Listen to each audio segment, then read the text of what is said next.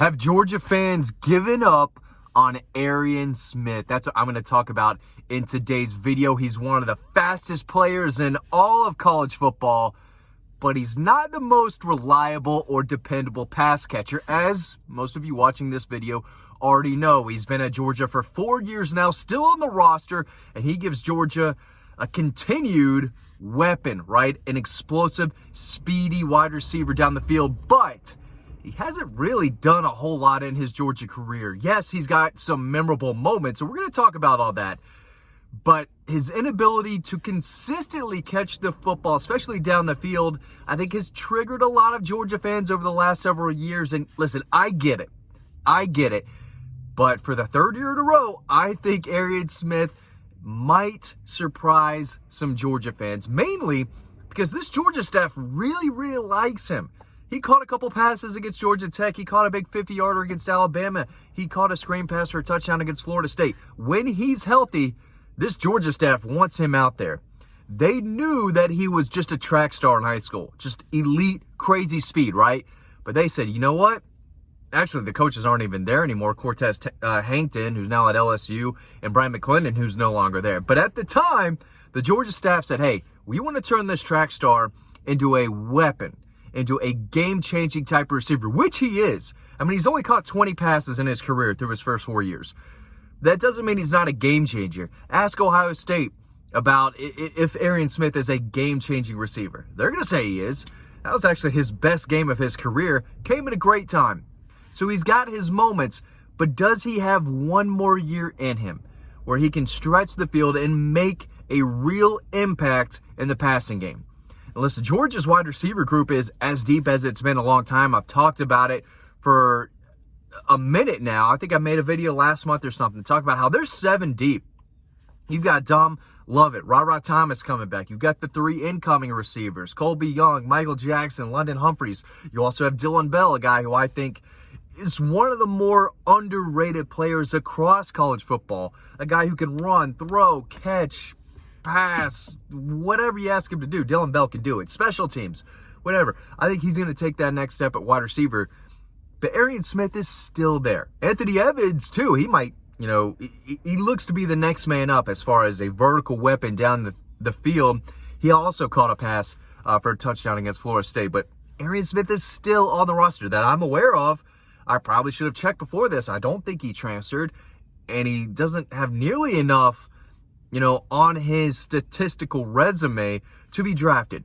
Here's what he did. In 2020, as a freshman, he caught 2 passes for 86 yards and a touchdown. He caught 1 pass, was a 35-yard touchdown against South Carolina, thrown by, I believe it was JT Daniels down the field. Then he had a 55-yard catch against Cincinnati.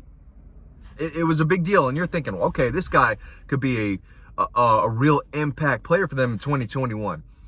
And he was here and there, but he only caught 3 passes for 102 yards, 2 touchdowns. So 3 catches, 2 touchdowns. When the ball is in his hands, when he can hold on to it and catch it and keep running, good things happen because you're not running this dude down. So again, 3 catches, 2 touchdowns. He had a 6-yard catch against Clemson in that season opener. He had the 61-yard touchdown against UAB week 2. Stetson Bennett hit him down the field for that touchdown. And then he had a 35-yard touchdown against Missouri. Great catch. Nobody has a better picture of that catch than Dawg Post does. Go on Dawg Post, check out that shot. Great shot from an angle that nobody else has. Just us at Dawg Post. Dylan Weber, I think, got that photo. It's phenomenal. But then he had a season-ending injury right after that. I think it was in practice the week after that Missouri game before Tennessee. Maybe it was during the Tennessee game where he got hurt. But either way, he had a leg injury. Boom. 2021 season, done. Only 3 catches, took it for 2 touchdowns. 2022, not last year, but the year before. 7 catches for just under 200 yards and a touchdown. He had a 52-yard catch against Tennessee. Big deal at the time, early in the game. He had a 76-yard touchdown against Ohio State. Of course, telling the whole world Georgia's back in this football game. They needed to score in a big way, and he broke that dude's ankles. I forgot who it was. That Ohio State Buckeye probably still on the ground. I don't think his ankles have ever recovered. But Arian Smith just made him look like a high school kid. Flew down the field, touchdown, got a new ball game. Georgia goes ahead and wins the game. He had a 3-yard catch against LSU, a 3-yard catch against TCU, and a 7-yard catch against both LSU and Missouri. So, again, only 7 catches, but 3 of them went against Ohio State. He had 3 catches in that Peach Bowl for 129 yards and, of course, that big touchdown. So, 2022 was his best year. But then there was last year. He had 8 catches for 153 yards, 2 touchdowns. 2 catches against Ball State. Doesn't matter. Who cares? Doesn't matter. He had 1 catch for 5 yards against South Carolina. He had a 12-yard touchdown catch against UAB. Nobody cares. Doesn't matter. Then he missed almost 2 months. I think he had the hamstring injury. But injuries have kind of plagued him throughout his Bulldog career. Now, his hands have plagued him too, right? There's been several balls. I'm not saying there hasn't been. There have been several balls where he probably could have made the catch, probably should have made the catch. It could have been a tough catch, but you got to catch the ball. You're going to school for free. You're on scholarship. You got to catch the ball. When he does, again, good things happen.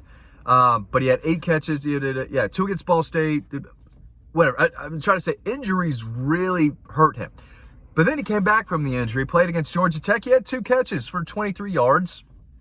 Okay.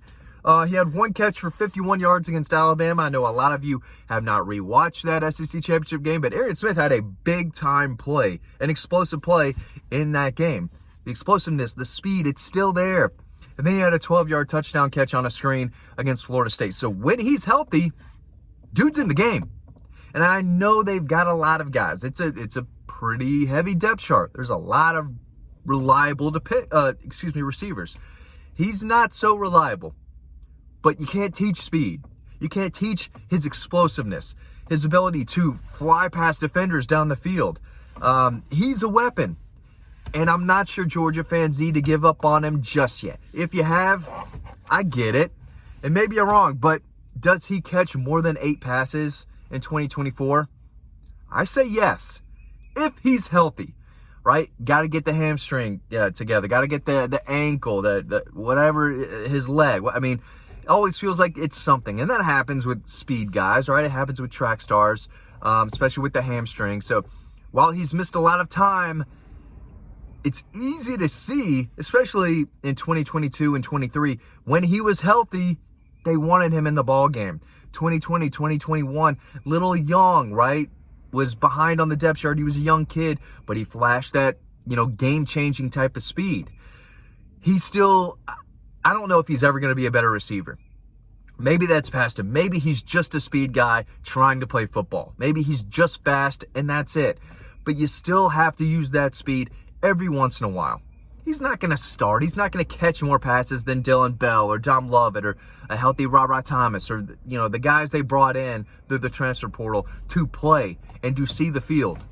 And it's because Arian Smith did not turn into the wide receiver that I think the staff wanted him to. Can he help you in the screen game? Absolutely. Can he help you down the field? Yeah. But you got to get the ball in his hands. Hand it off to him. You have to put his speed and that explosiveness on the field. You have to account for it. You have to strategize with it. That's why you recruited him in the 2020 class. 4-star, track star out of Lakeland High School. A promising receiver that had the potential to turn into one, but hasn't just yet. He is a game changer, but he's a game changer with his speed. He's not a game-changing route runner. He's not a game-changing pass catcher. He's a speed guy, but you got to get the ball in his hands. If they do, maybe he has several more highlight, big-time, explosive plays down the field. Maybe he's, an added weapon in the screen game. Whatever it is. But if he's on the roster, you have to draw something up for him. You have to at least try to connect with him down the field. And maybe they will more next year. But he's got to do a better job of catching the football, reeling it in, and keep running. When he does, again, he's an easy weapon. One of the fastest, most explosive players in college football. But he's only caught 20 passes in 4 years. Again, yeah, he's been injured here and there. He's had season-ending injuries, if I can ever say that properly. Season-ending injuries. But he's still a weapon to me. I think Georgia will use him. He's not going to catch a ton of balls, but maybe he catches 12 passes, 200 yards, 4 touchdowns. That's all they need out of him. That's all they need. They don't need him to catch as many passes as Dom Lovett and Dylan Bell. He doesn't need to be those guys. He needs to be a guy that occasionally goes out here and can fly past a defender and come up with a big 60-yard touchdown catch once every few weeks, or a big screenplay every once in a while, right? You got to use him somehow if he's still on the roster, but I think Georgia fans have already given up on him. Maybe it's too early. You tell me.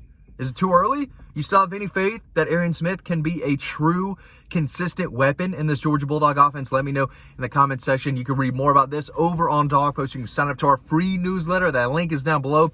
It's free to sign up, free to read a lot of stories that we have over on the site. So if you're enjoying these videos, we appreciate you watching, but we want to see you over on the website. So I'll see you over there.